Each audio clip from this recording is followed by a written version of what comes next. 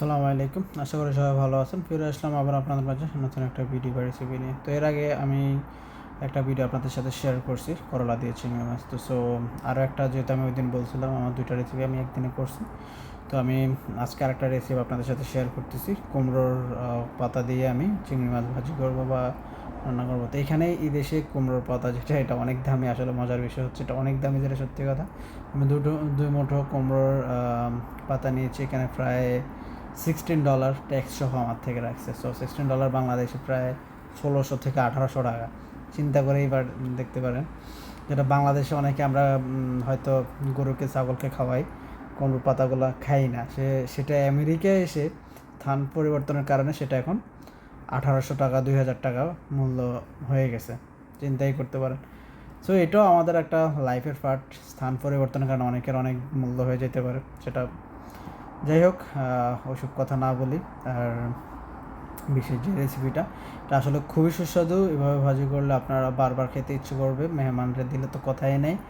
এরকম স্বাদটা আপনারা মায়ের হাতের যে স্বাদটা সেটাই পাচ্ছেন, রেস্টুরেন্ট স্টাইলে যেটাই বলেন। এবং খুবই সুস্বাদু। এভাবে রান্না করলে আপনারা খুবই মজা পাবেন এবং বারবার খেতে ইচ্ছে করবে। আর যেহেতু খাবারটা মোটামুটি স্বাস্থ্যকর খাবার, তো আমি কিছুটা চিংড়ি ইউজ করছি। আপনারা চিংড়িটা চাইলে ইউজ করতে পারেন, নাও করতে পারেন, সেটা আপনাদের উপর। আমার কাছে ভালো লাগছে, চিংড়ি দিয়ে হলে ভালো হবে, সেই জন্য আমি চিংড়িটা ইউজ করতেছি।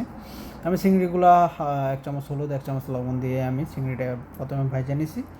আর এখানে পেঁয়াজ মরিচ দিয়ে তারপরে 1/2 চামচ আদা, 1/2 চামচ গুঁড়ো মরিচ এবং 1/2 চামচ হলুদের গুঁড়া দিয়ে আমি এটার ভালোভাবে মশলাটা কষানোর জন্য চুলাতে বসে দিছি। আর এই দেখতে পাচ্ছেন কুমড়ো পাতাটা, তো এটা ভালোভাবে আমি আগে ক্লিন করে নিচ্ছি।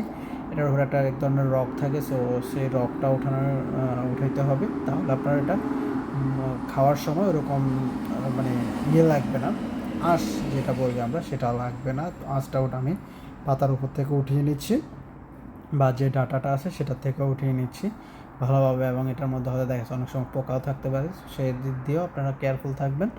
যেহেতু এটা মোটামুটি খেতে খামারে বা চাষ হয়, পোকা থাকাটাও স্বাভাবিক।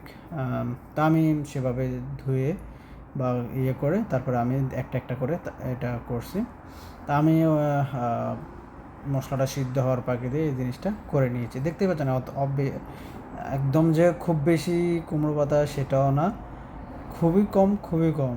এটা আমি মনে করি আমরা যারা আছি মেস মেম্বার, এরা মানে আমরা একবারই খেয়েছি পুরো মানে একবার এই রান্নাটা সবাই মিলে একবার অল্প অল্প করে খেতে পারছি।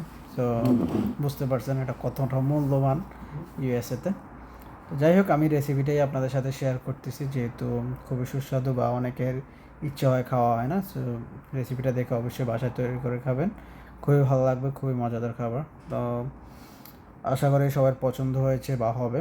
দেখতে পাচ্ছেন এটা খুবই কম হয়ে গেছে এখানে। এখন দেখা গেছে আমার চিংড়ি মাছটা বেশি হয়ে গেছে পাতা থেকে। তো আমি এটা দিয়ে কিছুক্ষণ ঢাকনা দিয়ে রাখবো, এরপর আমার মোটামুটি রান্নাটা শেষ। আর তেলের উপরে ভাজি করছি, একটু হালকা পানি, যেহেতু পানি ছিল পাতার সাথে, পানির কারণে একদম মাখামাখা হয়েছে, খুবই দেখতে সুন্দর এবং খুবই সুস্বাদু হয়েছে। লবণটাও পরিমাণ পারফেক্ট হয়েছে, যেহেতু আমি একটু একটু চেক করে লবণ দিয়েছি। তো আপনাদেরকে বলবো আপনারাও সেটাই করবেন। তো আপনাদের সবাইকে ধন্যবাদ ভিডিওটা দেখার জন্য, চ্যানেলের সাথে পেজের সাথে থাকার জন্য সবাইকে ধন্যবাদ। আবার দেখা হবো অন্য একটা ভিডিওতে।